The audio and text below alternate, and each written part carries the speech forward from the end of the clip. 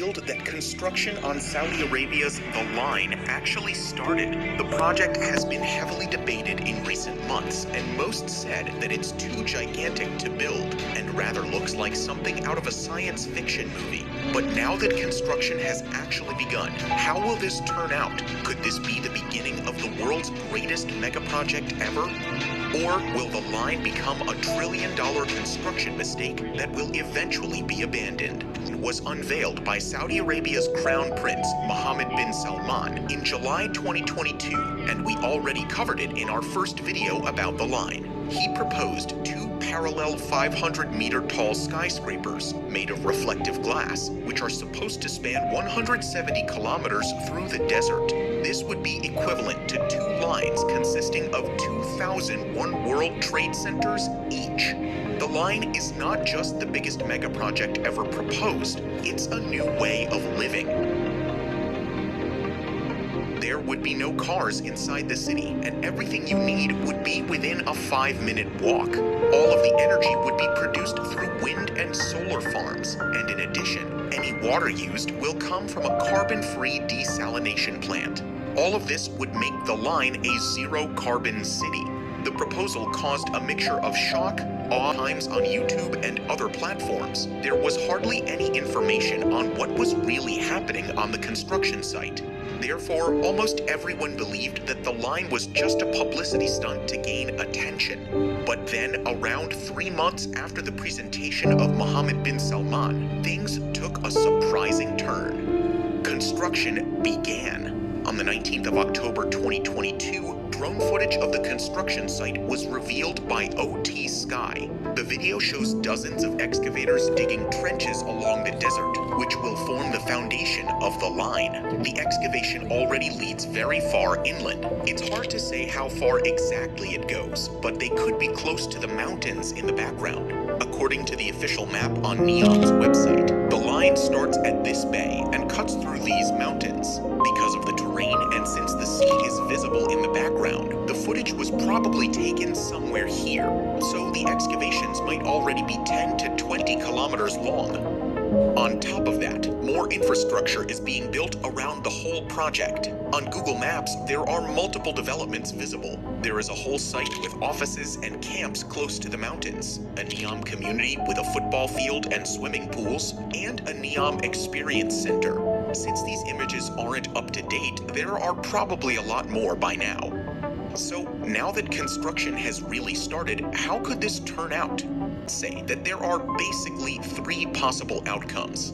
The first possibility is that construction on The Line will come to a halt in a few months or even years without any people moving in. Similar to the Jeddah Tower or the Dubai Creek Tower, it could turn into a project where its construction status remains unclear. In both cases, stunning renderings were shown and great promises were made. Construction was started and it looked like the buildings would actually be finished. But then, everything came to a halt, and no progress has been made since. However, this seems to be a less likely outcome for The Line, since it is backed by an entire country and received massive attention from the whole world. Getting the project even close to completion could be a great opportunity to bring more tourists and investors to Saudi Arabia. The second scenario is that Saudi Arabia heavily invests in their current plans, and that over the next decades, the country really achieves what it promised in its trailers. Implementing certain features could definitely be possible, like having no cars, generating 100% renewable energy, and implementing the idea of vertical living. However, when it comes to the sheer size of the project, it just seems to be undoable. We mentioned earlier that The Line is supposed to have a similar height as the One World Trade Center, which took around 8 years to complete. While that's still a reasonable time frame, Saudi Arabia wants to build a structure of similar height, but 170 kilometers in length.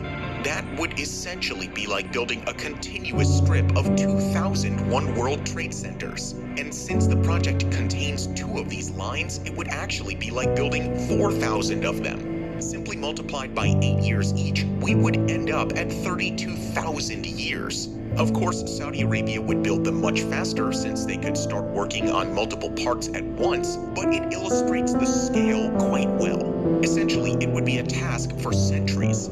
To give you another idea, around 40,000 workers constructed the Three Gorges Dam in China, and it took them 17 years. But with a height of just 180 meters and a length of merely 2.3 kilometers, it's tiny compared to the line. But there is a third possible outcome. Given that they have already started construction, there might be a compromise.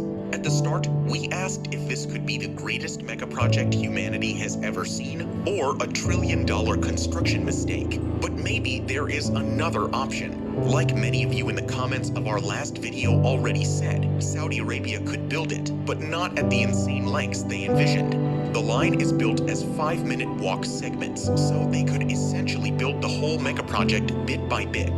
Depending on the demand, they could simply extend the length when needed.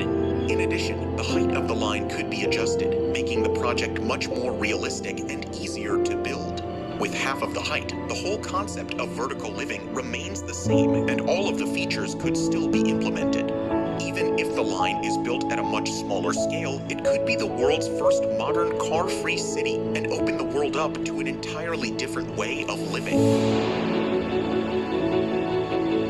Across the world, there are multiple initiatives to make cities more car-free. However, these have been limited to reducing car usage rather than removing cars completely. Most major cities are centered around the car, so trying to change this is incredibly complicated. With the line, they get to start again from scratch. It could be the first larger city in the 21st century where the number of car journeys reaches zero. All of a community's basic amenities are intended to be within a walkable distance. And if not, a proposed underground railway system can be used for longer journeys throughout the line. When the first people start moving in by 2030, they could be living in the proposed high-tech society, but on a much smaller scale. So, which of these outcomes is the most likely? What are experts saying about this insane project? It's a project that not many experts will agree is feasible, particularly under the extremely tight timeline. Anthony Vives, Chief Urban Planning Officer at NEOM, told CNBC, "I want to be clear about this. NEOM is a complex, bold, and highly ambitious undertaking, and is most certainly not an easy one to deliver. But we are making strong progress, and it's exciting to see the vision come to life." On the other hand, a lot of experts not involved in the project are mentioning other concerns. Marshall Brown, professor of architecture at Princeton University, told DAZN, "There would be so many physical and environmental phenomena that would have to be dealt with to achieve this incredibly minimal and singular character that the renderings propose." So, what do you think? Now that constructed, will this project succeed in some way? Will people actually live there in the future? Or will this project turn into an abandoned mega project? Let us know in the comments below. Thank you for watching and supporting our videos, and we'll see you in the next one.